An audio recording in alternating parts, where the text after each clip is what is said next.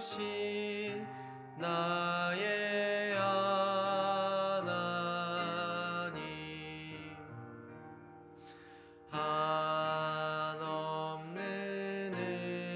은혜를 우리에게 주시는 참 좋으신 우리 하나님.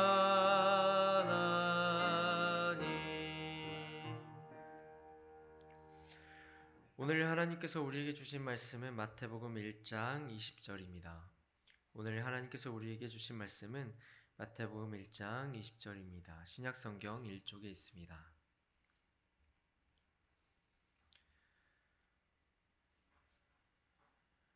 다 같이 한 목소리로 합독하면 좋겠습니다. 시작. 이 일을 생각할 때에 주의 사자가 현몽하여 이르되 다윗의 자손 요셉아 내 아내 마리아 데려오기를 무서워하지 말라. 그에게 잉태된 자는 성령으로 된 것이라. 아멘. 네, 오늘 본문은 예수님의 탄생이 본격적으로 시작되는 이야기를 담고 있습니다. 우리가 맞이하는 지금 이 성탄절은 구체적인 이야기가 펼쳐지고 있는데요. 성탄의 의미를 이해하기 위해서 우리는 먼저는 이 구체적인 예수님께서 이 땅에 내려오신 이 땅의 환경을 구체적으로 볼 필요가 있습니다. 영성과 이냐시오는 이렇게 말합니다. 우리는 하나님이 사람이 되어 오신 사건을 이해하기 전에 우선 이 세상이 어떤 세상인지 보아야 합니다. 우리가 살고 있는 바로 지금 여기 이 구체적인 세상을 보아야 합니다. 동시에 저는 이렇게 제안합니다. 하나님께서 이 땅에 인간이 되어 오신 놀라운 사건이 굉장히 구체적이라는 사실을 기억해야 한다고 제안하고 싶습니다. 우리는 이 사건을 뭉뚱그려서 이해하면 안 됩니다. 전혀 성경의 구체적인 이야기를 보지 않고 예수님이 이 땅에 오셨구나, 우리를 구원하셨구나, 참 감사하네 라고 끝나서는 안 됩니다. 왜냐하면 우리가 구체적으로 이야기를 기억하지 않으면 우리를 둘러싼 성탄절의 문화가 더 구체적이기 때문에 그 문화에 잠식되기 쉽습니다. 단순히 성탄절은 트리를 만들고 선물을 준비하는 데서 끝나서는 안 됩니다. 그런 의미에서 우리는 실제로 우리가 발 디디고 살아가는 구체적인 장소에 우리가 같아지기 위해 인간이 되신 하나님의 구체적인 이야기를 한 꼭지 떼어서 살펴보고자 합니다. 요셉과 마리아는 예수님의 부모가 되기 전에 정원으로 묶인 사이였습니다. 아직 결혼을 한 상태는 아니지만 결혼을 약속한 사이였습니다. 그런데 어느 날 이들에게 큰 위기가 닥칩니다. 결혼을 하지도 않았는데 마리아가 덜컥 임신했다는 사실을 알게 됩니다. 아마도 요셉은 굉장히 괴로웠던 것 같습니다. 오늘 이야기는 마리아보다는 요셉을 중심으로 이야기가 펼쳐지고 있습니다. 성경의 다른 번역본에서는 요셉이 마음이 상했다라고 말합니다. 하지만 제가 아무리 생각해봐도 마음이 상했다는 표현으로는 부족한 아픔이었을 것 같습니다. 사랑하는 사람과 관계가 깨어진 경험이 있는 분이라면 응당 짐작할 수 있는 마음이라고 생각합니다. 그것이 상대의 배신과 또 외도에 의한 것이라면 그 고통이 배가 되겠죠. 무튼 친밀한 관계가 깨어지는 경험, 즉 관계의 상실은 자주 우리가 제정신으로 일상을 살아내기에 힘들게 만들기도 합니다. 하지만 성경은 오늘 요셉이 의로운 사람이라고 얘기하는데요. 이 평가는 노아를 소개할 때 성경이 했던 평가입니다. 노아도 의로운 사람이라고 성경이 얘기하고 있죠. 노아는 의로운 사람이었기 때문에 성경이 이 땅을 회복하고자 했던 하나님의 구원 사역에 참여할 수 있었다고 성경은 얘기합니다. 마치 오늘도 요셉을 의로운 사람이라고 소개하면서 하나님의 구원 사역에 요셉이 포함될 것 같은 뉘앙스를 주지요.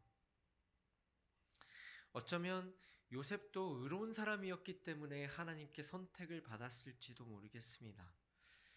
그리고 요셉은 그에 합당한 성경의 평가에 합당한 선택을 하고자 합니다. 그는 이것을 드러내지 않고 가만히 끊고자 합니다. 율법을 그 당시에 지키는 사람이라면 부정한 일을 저지른 사람과 결혼할 수는 없는 일이었습니다. 그래서 그는 하나님의 의를 저버리지 않는 방식으로 마리아와 헤어지기로 한 것입니다. 그렇게 요셉이 자신만 생각했다면 공개적으로 결혼을 취소했겠죠. 그런데 요셉은 공개적으로 하지 않고 드러내지 않고 사람들에게 이유를 설명하지 않고 가만히 끊어내고자 합니다. 이건 뭘 의미할까요? 요셉이 사람들에게 결혼을 끊어내는 이유를 설명하지 않는다면 그 비난의 화살은 누구에게 돌려질까요? 고스란히 요셉이 비난을 받을 게 뻔합니다. 왜냐하면 마리아는 임신을 했어요. 근데 요셉이 설명하지 않고 관계를 끊어요. 그러면 이 임신한 여자를 책임지지 않는 비난을 응당받겠죠.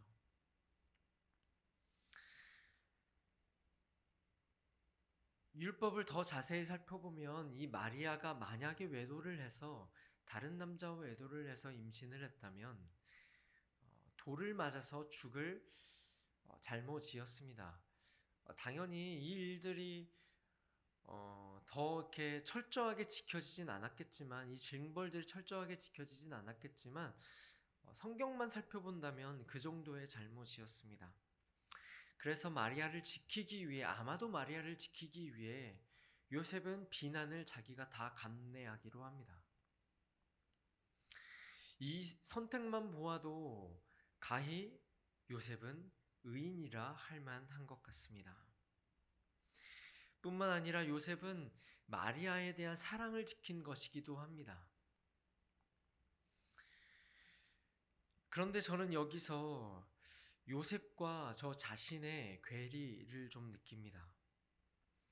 아마 많은 이들이 요셉의 모습에 위화감을 느낄지도 모르겠습니다. 몇 명이나 요셉과 같은 선택을 할 수 있을까요? 마리아와의 관계를 끊어내겠다고 그 이유를 설명한다고 해서 누군가가 비난할 수 있을까요? 훨씬 더 합리적이고 자연스러운 선택이었을 겁니다. 그런데 요셉은 성경의 평가에 맞게 굉장히 의로운 선택을 합니다. 그런데 오히려 요셉의 모습은 저를 더 절망하게 만듭니다. 왜냐하면 저는 요셉만큼 의로운 사람이 되지 못하기 때문이죠. 아마도 많은 사람이 그렇지 않을까 싶습니다. 우리는 하나님에 대한 의를 저버리기 일쑤입니다. 오히려 하나님을 이용할 때도 많고 하나님의 편에 선다고 얘기하지만 실상은 우리의 욕망을 속에 숨기고 있기도 합니다. 이것이 바른 행동이 아닌 것을 알면서도 그것이 편하고 쉽기 때문에 바르지 않은 선택을 하기도 하죠. 때로는 자주 우리는 종교적인 이유를 만들어내기도 합니다. 실제로 나의 욕망을 위한 일이면서 겉으로는 하나님의 은혜를 얘기하고 하나님의 일이라고 명분을 붙이기도 하죠. 교회 세습을 얘기하면서 하나님의 공동체를 세우기 위함이라고 말하기도 합니다.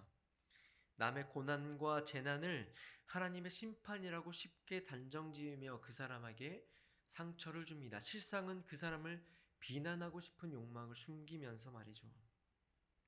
돈을 사랑하면서 이는 하나님을 위해 돈을 쓰기 위함이라고 숨기기도 합니다. 나를 지키기 위해 선택했으면서 너를 위한 선택이라고 말하기도 합니다. 더 나아가 우리는 한 사람을 한번 사랑해 보아야겠다 라고 다짐해놓고서는 한 사람도 제대로 사랑할 수 없는 존재라는 걸 금세 깨닫습니다. 특히 순장을 하시거나 교회 학교 교사를 하거나 사역자들이라면 응당 공감할 겁니다. 근데 나는 한 사람을 제대로 사랑하기에 역부족인 사람이구나. 누군가의 필요를 위해 내 소중한 것을 포기해야 할 때, 내 삶을 지키기보다 그 사람에게 시간을 내어주어야 할 때, 물질을 내어주어야 할 때, 때로는 그 사람의 실수를 감추어주고 내가 대신 비난을 받을 선택을 누가 알 수 있을까요? 심지어 성경은 요셉이 이렇게 최선을 선택을 하고도 이 일에 대해 계속 생각했다고 말합니다. 자신의 선택이 옳은 것인지 생각하고 또 생각합니다. 그는 우쭐대는 사람이 아닙니다. 신중하기까지 합니다. 요셉의 모습에서 위화감을 느끼는 우리는 어떻게 해야 할까요? 결국 우리는 의로운 사람이 되어야만 해결되는 일일까요? 우리가 의로운 사람이 되어야만 하나님께 선택을 받을 수 있을까요? 우리가 의로운 사람이 되어야만 하나님의 그 위대한 구원의 사역에 우리가 참여할 수 있는 걸까요? 오늘 성경은 요셉이 자신의 선택을 두고 계속 생각할 때에 일어난 일을 말해줍니다. 오늘 우리가 읽은 본문인데요. 주님의 천사가 그의 꿈에 나타납니다. 그래서 마리아가 어떻게 임신을 하게 되었는지, 그리고 그것이 무엇을 의미하는지, 또한 앞으로 어떻게 해야 하는지 천사가 알려줍니다. 중요한 것은 요셉의 의로움으로 최선의 선택을 했는데도 불구하고 주님께서 그에게 찾아와 그가 알아들을 수 있는 방식으로 말씀하시자 그는 자신의 최선의 선택을 뒤집어 버립니다. 언뜻 최선으로 보이는 그의 선택은 예수 그리스도를 태어나지 못하게 하는 행동이었을 수도 있습니다. 왜냐하면 금세 헤롯이 돌변하여 모든 아이들을 다 죽일 계획이었거든요. 하지만 주님께서 그에게 나타나시니 모든 것이 뒤집어집니다. 그에게 놀라운 비밀이 보입니다. 그가 하나님의 구원 사역을 알아차립니다. 그가 주님이 보내신 천사로 인하여 하나님의 일을 보게 되었고 그의 선택을 바꾸자 요셉은 진짜 하나님의 구원 사역에 참여하게 됩니다. 그가 하나님의 계획에 참여할 수 있었던 결정적인 이유는 그게 어떠함이 아니라 그가 의로운 사람이었기 때문이 아니라 결정적인 이유는 하나님이 그에게 찾아오셨기 때문입니다. 그의 매력적인 성품이 결정적인 이유가 아닙니다. 하나님께서 예수를 알아볼 수 있는 눈을 열어주셨기 때문입니다. 우리가 아무리 최선을 다한다 할지라도 우리가 몇 날 며칠을 고민하고 결정한다고 할지라도 그 선택이 하나님의 계획을 망칠 수 있다는 사실을 기억해야 합니다. 오늘 성경은 진짜 복음이 무엇인지 말해줍니다. 진짜 복음은 우리의 어떠함보다 먼저 하나님께서 우리를 찾아오셨음을 말해줍니다. 다만 우리는 하나님의 방식을 따를 만한 마음을 준비하면 됩니다. 하나님을 향해서 우리의 마음을 활짝 열고 하나님께서 말씀하시는 방식을 받아들일 준비만 하면 됩니다. 그렇게 하나님께서는 우리에게 찾아오셔서 하나님의 이야기에 참여하자고 제안하십니다. 그렇다면 하나님의 구원 사역에 참여하는 건 무엇을 의미할까요? 그것은 우리가 대림절과 성탄절을 잘 지내는 것과 관련되어 있습니다. 어제부터 대림절이 시작되었죠. 성탄절은 기쁜 날이라고 말합니다. 우리는 성탄절을 기뻐합니다. 그러나 우리는 왜 기뻐하나요? 크리스마스 선물을 받을 수 있으니까 기뻐하나요? 연말의 자연스러운 축제 분위기에 들뜨면서 기뻐하나요? 성탄절은 우리가 너무 잘 알다시피 예수님, 즉 우리의 구주가 이 땅에 오심을 축하하고 기뻐하는 날입니다.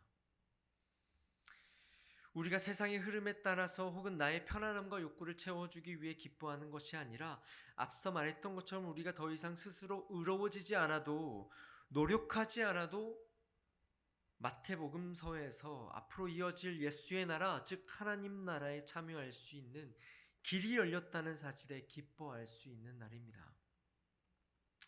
따라서 크리스마스 트리를 예수님의 탄생을 기뻐하는 마음으로 만들고 카드를 쓸 때에도 선물을 준비할 때에도 예수님의 고난의 길에 함께하자고 격려하며 대림조의 초를 밝힐 때에도 예수님의 탄생을 감사하는 마음으로 해야 합니다. 다른 사람과 선물을 주고받을 뿐 아니라 동방박사처럼 예수께도 그리고 예수님이 만나신 그 작은 자들에게 우리가 가진 것을 베풀며 그렇게 성탄절을 지낸 마음이 필요합니다.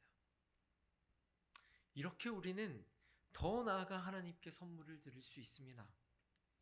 우리가 인형을 선물한다고 해서 하나님께서 가져가시는 것이 아님에도 불구하고 우리는 이런 방식으로 성탄절을 잘 보내며 성탄절을 잘 사는 방식으로 하나님께 선물을 드릴 수 있습니다. 마태복음 25장 35절 40절 사이에는 지극히 보잘것없는 사람 하나에게 해준 것이 바로 나에게 해준 것이다 하고 분명히 예수께서 말씀하십니다. 우리는 이렇게 주위에 위로가 필요한 사람들, 성탄이 되어도 찾아올 리가 없는 이들, 외로운 이들, 가난한 이들, 연말에 축제를 즐길 새도 없이 일하지 않으면 안 되는 사람들, 그들을 위해 내 것을 내어주고 내 시간을 내어주고 우리의 마음을 쓰는 것이 예수님을 향한 최고의 선물이 될 겁니다. 이렇게 예수님의 구체적인 이 땅에 오심을 기억하며 이 땅에 오시면서 우리에게 가르쳐 주신 그 하나님의 복음의 내용을 기억하며 그렇게 우리가 성탄절을 기억하고 대림절을 기록하고 대림절을 잘 살아내고 성탄절을 잘 살아낼 수 있으면 좋겠습니다. 기도하겠습니다. 이 땅에 몸으로 찾아오신 주님, 오늘 우리가 그 주님을 기억합니다. 우리가 의롭게 되기 전에 나의 어떠함을 뛰어넘어 먼저 찾아와 주시니 감사합니다. 부디 주께서 시작하신 그 새로운 일을 우리가 볼 수 있는 눈을 허락하시고 들을 수 있는 귀를 주시옵소서. 그리하여 생각지도 못했던 삶의 방식으로 나아가게 하옵소서. 그렇게 오늘의 대림절 기간을 성탄절을 살아가게 하옵소서. 예수님의 이름으로 기도합니다. 이제는 우리 주 예수 그리스도의 은혜와 하나님의 사랑과 성령의 교통하심이 이 시간 주님의 오심을 기억하고 주님의 다시 오심을 기다리는 자답게 살아가길 원하는 모든 성도들 머리 위에 지금부터 영원히 함께 하시기를 간절히 축원하옵나이다. 아멘. 들은 말씀 기억하시면서 기도하면 좋겠습니다. 먼저는 우리의 연약함을 마주 봅니다. 그러나 그보다 먼저 우리를 찾아오신 주님을 보게 하옵소서. 두 번째는 주께서 행하신 일을 깨달을 수 있는 눈과 귀를 허락하시고 끊임없이 우리의 삶의 방식이 변화하게 하옵소서. 세 번째는 주님의 오심을 기억하고 다시 오심을 기다리면서 주께서 살아내셨던 것처럼 우리도 그 길을 따라 주님이 만난 사람들을 만나며 주님처럼 살아가게 하옵소서. 이렇게 말씀을 기억하시며 간절히 기도하며 나아가겠습니다. 기도하겠습니다.